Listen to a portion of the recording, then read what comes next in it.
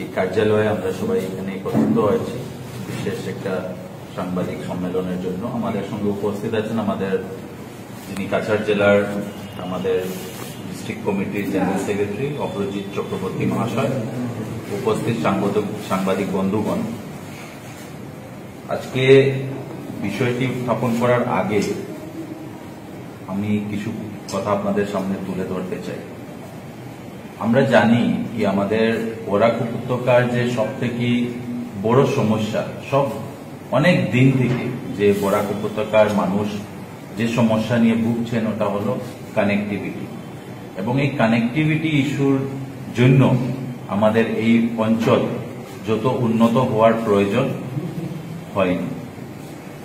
দেখেছি আমাদের আগে বিগত দিনে কিভাবে ব্রডগেজ কত দেরি হয়েছে, এগুলো কথা আমরা সবাই জানি।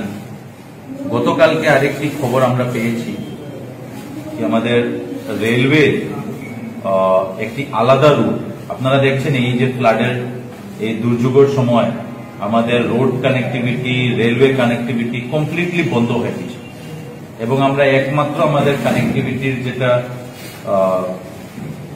মেইন স্তর ছিল এটা ছিল আমাদের ফ্লাইটের মাধ্যমেই মানুষ আসা যাওয়া করেছে। বিভিন্ন সময় বিভিন্ন দাবি করা হয়েছিল এবং দাবি অনুসারে একটি অল্টারনেটিভ লাইন শিলচর থেকে লঙ্কা চন্দ্রনাথপুর হয় রেলওয়ের একটা অল্টারনেটিভ রুট বানানোর জন্য, এবং এই সার্ভে করার জন্য 43 কোটি টাকা অ্যাপ্রক্সিমেটলি স্যাংশন হয়েছে। আশা করছি এটা আমাদের এই বরাক উপত্যকার কানেক্টিভিটিতে যদি এই কাজটা হয়ে যায় বা অল্টারনেটিভ একটা রেলওয়ে রুট যদি তৈরি হয়ে যায়, অনেকটাই আমাদের এই অঞ্চলের জনগণ ওনাদের সুবিধা হবে। আমাদেরকে একটা জিনিস চিন্তা করতে হবে কি আমাদের বরাক উপত্যকার এই যে কানেক্টিভিটি ইস্যুকে সমস্যাগুলো আমরা দূর করতে চাই না আমরা এটা নিয়ে জলগুলা করতে চাই। আজকে আপনারা দেখছেন কি আমাদের এই বরাক উপত্যকাতে যেভাবে এয়ার ট্রাফিক বাড়ছে, যেভাবে আগামী দিনের একটা ভিশন নিয়ে এখানে একটা নতুন এয়ারপোর্ট স্থাপন করার জন্য অনেক চেষ্টা আমাদের প্রতিনিধি বিশেষ করে সাংসদ ডক্টর রাজদীপ রায় উনি চালিয়ে যাচ্ছেন, এবং বিভিন্ন সময়ে এই বিষয়টি নিয়ে উনি সিভিল এভিয়েশন মিনিস্ট্রি, রাজ্য সরকার সবের সঙ্গে আলাপ আলোচনা করেছেন। আমাদের মাননীয় মুখ্যমন্ত্রী উনিও নিজে এই শিলচরের সফরে যখন এসেছিলেন, আসার পরে উনি এই এয়ারপোর্টের ঘোষণা উনি করেছিলেন এবং কাজ অনেক এগিয়ে গেছে। গতকালকে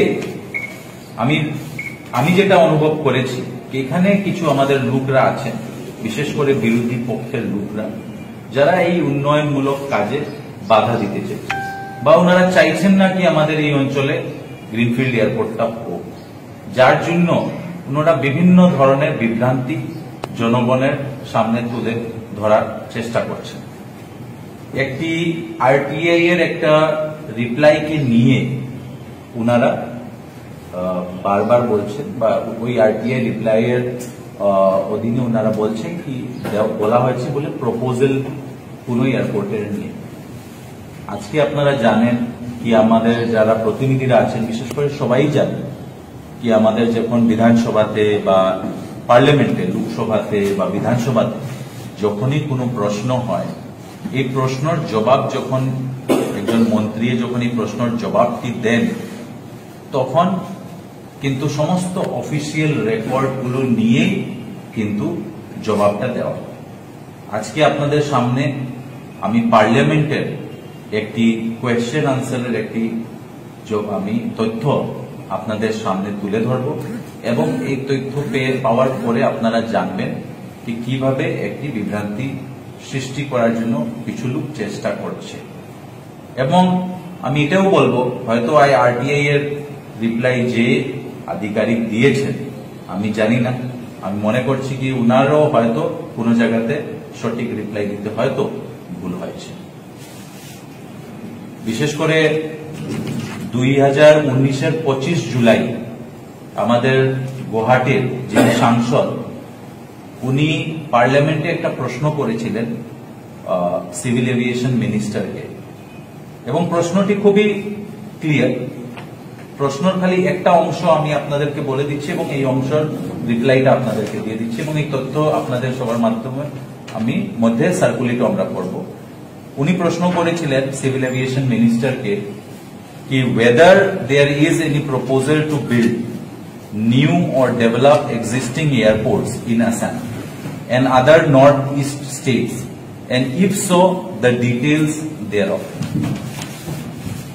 এক মিনিট, আমরা আমাদের জেলা সভাপতি উপস্থিত হয়েছে। বিশেষ করে এই পার্লামেন্টের যে প্রশ্নটা ছিল কি আমাদের নর্থ ইস্টে বা আসামে কোন নতুন এয়ারপোর্ট বানানোর জন্য কি কোনো প্রপোজাল আছে কি না, বা এক্সিস্টিং কোনো এয়ারপোর্টকে ডেভেলপ করার জন্য কোনো প্রপোজাল আছে কিনা। এবং এর জবাবে ওই সময় যে সিভিল এভিয়েশন মিনিস্টার ছিলেন শ্রী হরদীপ সিং পুরী, উনি স্পষ্টভাবে বলে দিয়েছেন কি the airport authority of India has received a proposal to develop new greenfield airport at Silchar in Assam. এই কাগজে এই রিপ্লাইয়ে এই কথাটি উল্লেখ আছে কি মিনিস্ট্রি অফ সিভিল এভিয়েশন বা এয়ারপোর্ট অথরিটি অফ ইন্ডিয়ার কাছে একটি প্রপোজাল আছে সিলচারে গ্রিনফিল্ড এয়ারপোর্ট বানানোর জন্য। পার্লামেন্টে আপনারা জানেন যে কোনো মন্ত্রী বা সরকারের পক্ষ থেকে যদি কোনো রিপ্লাই দেওয়া হয়, সমস্ত অফিসিয়াল ফর্মালিটি বা অফিসিয়াল রেকর্ড গুলো নিয়েই একজন মন্ত্রী জবাব দেন, পার্লামেন্টে হোক বা বিধানসভাতে হোক। তো আজকে এই যে একটা মিসইনফরমেশন স্প্রেড করা হচ্ছে কি কোনো প্রপোজালই নেই গ্রিনফিল্ড এয়ারপোর্ট ডেভেলপ করার জন্য, তো আমি মনে করছি এই ডকুমেন্ট পাওয়ার পরে এই জিনিসটা ক্লিয়ার কি নিজে মিনিস্টার অফ সিভিল এভিয়েশন বলছেন এই জবাবের এগেইনস্টে কি এখানে প্রপোজাল এয়ারপোর্ট অথরিটিও পেয়েছে এবং এটা 2019-এর উনি এই কথাটি বলেছেন। তো এই কাগজটি আমি আপনাদেরকে সার্কুলেট করে দেব। তারপরে আরেকটি কাগজ রয়েছে আমাদের কাছে, এটাও আমরা আপনাদের কাছে সার্কুলেট করব, যেটা হচ্ছে কি যে প্রপোজ সাইট গুলো ছিল, এই প্রপোজ সাইট গুলোর অ্যানালিসিস।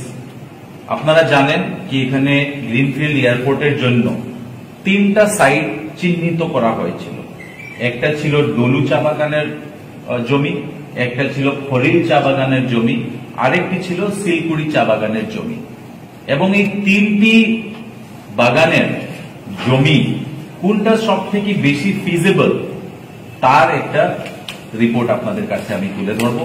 এই ডকুমেন্টও আমি আপনাদের কাছে সার্কুলেট করব এবং এই ডকুমেন্টের মধ্যে ডলু চা বাগানের জমি মানে ফিজিবিলিটি হিসাবে সব থেকে ফিজিবল এয়ারপোর্ট অথরিটি এয়ারপোর্ট বানানোর জন্য ওই জায়গাটাই সব থেকে ফিজিবল হিসাবে দেওয়া হয়েছে এই রিপোর্ট। তারপরে আমাদের ট্রান্সপোর্ট ডিপার্টমেন্ট, রাজ্য সরকারের ট্রান্সপোর্ট বিভাগ, ওই বিভাগের জয়েন্ট সেক্রেটারি উনি একটা চিঠি দিয়েছেন regional executive director airport authority of India. এই চিঠিটা দেওয়া হয়েছে গত 23 এপ্রিল 2022 এবং এই চিঠিতে স্পষ্টভাবে স্টেট গভর্নমেন্ট এয়ারপোর্ট অথরিটিকে বলেছে কি এয়ারপোর্ট বানানোর জন্য ডেপুটি কমিশনার যে অ্যালটমেন্ট 2500 বিঘা জমির অ্যালটমেন্টের জন্য উনি অর্ডার পাস করেছেন এবং এই জমিটা এয়ারপোর্ট অথরিটিকে হ্যান্ডওভার করার জন্য এবং বাকি ডেভেলপমেন্ট বা কনস্ট্রাকশন ওয়ার্ক করার জন্য উনি এই চিঠিতে উনি বলেছেন এবং এই চিঠিটাও আমি আপনাদের কাছে তুলে ধরছি। এই চিঠির জবাবে এয়ারপোর্ট অথরিটি অফ ইন্ডিয়া গত 10 মে 2022 মানে এই মাসেরই 10 তারিখে একটি চিঠি ওই যে ট্রান্সপোর্ট ডিপার্টমেন্ট যে এয়ারপোর্ট অথরিটির রিজনাল এক্সিকিউটিভ ডাইরেক্টরকে দিয়েছিলেন, এর জবাবে regional executive director airport authority of India উনি হচ্ছেন নর্থ ইস্টের রিজনের রিজনাল এক্সিকিউটিভ ডাইরেক্টর মিস্টার রবি কান্ত, উনি জয়েন্ট সেক্রেটারি ট্রান্সপোর্ট ডিপার্টমেন্টকে রিপ্লাই করেছেন কি ওই চিঠির রেফারেন্স দিয়ে in this regard the airport director Silchar airport is hereby authorized to take over the said land on behalf of Airport Authority of India. The Airport Authority of India Regional Director উনি এই চিঠিটা আমাদের আসাম সরকারের joint secretary transport ডিপার্টমেন্টকে উনি দিয়েছেন। তো এই সমস্ত নথিপত্র আমি আপনাদের সামনে আপনার সংবাদ মাধ্যমের সামনে তুলে ধরতে চাই এবং আমি চাই কি আপনাদের মাধ্যমে জনগণের মধ্যে বা বরাক উপত্যকার জনগণের মানে যেভাবে বিভ্রান্তি জনগণের মনে বিভ্রান্তি সৃষ্টি করার যে কাজ কিছু লোকরা করছেন, যারা উন্নয়নের বিরোধী, যারা চাইছেন নাকি আমাদের বরাক উপত্যকার উন্নয়ন হোক, যারা চাইছেন নাকি বরাক উপত্যকার যে কানেক্টিভিটির ইস্যু মানে এটা সমস্যাটা সমাধান হোক, এই লোকদের কথা আপনারা বিশ্বাস না করে আজকে এই সমস্ত নথিপত্র আপনাদের তুলে ধরছি এবং আমি আপনাদেরকে অনুরোধ করব যে আপনাদের মাধ্যমে জনগণকে আমরা জানাতে চাই কি এয়ারপোর্ট বানানোর জন্য যে প্রক্রিয়া, এই প্রক্রিয়া সমস্ত মেনটেন করা হচ্ছে। এর উপরে একটি আরেকটি প্রশ্ন আমি যেটা সংবাদ মাধ্যমে পেয়েছি ওটারও আমি আপনাদের সামনে তুলে ধরবো। এনভায়রনমেন্ট ইম্প্যাক্ট অ্যাসেসমেন্ট যেটা ইআইএ রিপোর্টের কথা অনেকবার আমরা পেয়েছি। নর্মালি কি হয়, ইআইএ যে হয়, ইআইএ আমার জানা মতে যতদূর আমি জানি কি ফরেস্ট ল্যান্ড বা নোটিফাইড যে ফরেস্ট এরিয়া থাকে বা ফরেস্ট ল্যান্ডের বাইরেও যদি কোনো প্রিসিয়াস প্লান্টেশন থাকে তখন গিয়ে ইআইএর প্রয়োজন হয়, কিন্তু টি বুশেস ওই প্রিসিয়াস প্লান্টেশনের মধ্যে আসে না। আর আমার জানা মতে এখানে ইআইএর হয়তো প্রয়োজন পড়বে না, কিন্তু ইআইএরও যদি প্রয়োজন থাকে তো ওটার দায়িত্ব কিন্তু এয়ারপোর্ট অথরিটি অফ ইন্ডিয়া। আপনারা দেখবেন বিভিন্ন সময় ফরেস্ট নিজের প্রপার্টিকে যখন লিজে দেয়, টেন্ডার হয় বিভিন্ন ধরনের, আপনি দেখবেন স্টোন মহাল, স্যান্ড মহাল, এগুলো যখন লিজে দেয়, লিজ টেন্ডার হওয়ার পরে যে লিজ হোল্ডার থাকে ও গিয়ে ইআইএ ক্লিয়ারেন্স গুলো নিয়ে আসে। এটা ওদের দায়িত্ব, এটা রাজ্য সরকারের দায়িত্ব না, এটা এয়ারপোর্ট অথরিটির দায়িত্ব থাকবে। যখন ওরা ল্যান্ডটা পেয়ে যাবে, টেক ওভার করবে, তারপরে ইআইএ এর জন্য ওদেরকে আগে বাড়তে হয়। তো এটা হলো নেক্সট স্টেপ। তার উপরেও আপনারা দেখেছেন কি রাজ্য সরকার অলরেডি আজকে একটি কম্পেনসেশনের একটি অংশ হিসাবে আমরা বারবার অনুরোধ করেছিলাম, বিশেষ করে শ্রমিক ইউনিয়নের দাবি ছিল কি প্রথমেই এই কম্পেনসেশন অ্যামাউন্ট থেকে শ্রমিকদের যে আজকে 20 বছর 25 বছরের যে বাকিয়া টাকা রয়েছে এগুলো ক্লিয়ার করার দাবি ছিল শ্রমিকদের। ওটা অলরেডি রিলিজ করা হয়েছে, গ্র্যাচুইটি অ্যামাউন্ট পেমেন্ট হয়ে গেল, পিএফ অ্যাকাউন্টে অলরেডি টাকা ট্রান্সফার করা হয়ে গেছে। তার উপরেও রাজ্য সরকার এখন কম্পেনসেশনের জন্য আরো 12 কোটি 63 লক্ষ টাকা ক্যাবিনেটে মঞ্জুর করেছে। এর উপরেও যে ম্যানেজমেন্টকে যে কম্পেনসেশন দেওয়ার কথা ছিল, এই কম্পেনসেশন অ্যামাউন্টও হয়তো কয়েকদিনের মধ্যে ওটা দেওয়া হবে। ইতিমধ্যে আমরা যেটা খবর পেয়েছি হয়তো কয়েকদিনের মধ্যে এটাও দেওয়া হচ্ছে। তো এত এগিয়ে যাচ্ছে এই নতুন এয়ারপোর্ট বানানোর প্রক্রিয়া, তারপরে বারবার কেন এই ধরনের বিভ্রান্ত? আমি এটাই বলবো আপনাদের সবাইকে, আপনাদের মাধ্যমে জনগণকে অনুরোধ করব যে এই বিষয়টা নিয়ে আপনারা নিশ্চিন্ত থাকবেন। এখানে এয়ারপোর্ট বানানোর জন্য যে প্রক্রিয়া এটা চলছে এবং আমি আমরা কয়েকদিন আগেই একটা প্রেস মিট করেছিলাম এবং আমি বলেছি কি বিভিন্ন সময় এই ধরনের ইন্টার মিনিস্টেরিয়াল বা state government, central government, airport অথরিটির মধ্যে বিভিন্ন সময় কমিউনিকেশন হয়েছে। আর এই প্রত্যেক কমিউনিকেশন কিন্তু সবসময় পাবলিক ডোমেইনে আসে না, যার জন্য তবু আজকে আমরা কয়েকটা যেটা ইন্টার মিনিস্টেরিয়াল কমিউনিকেশনের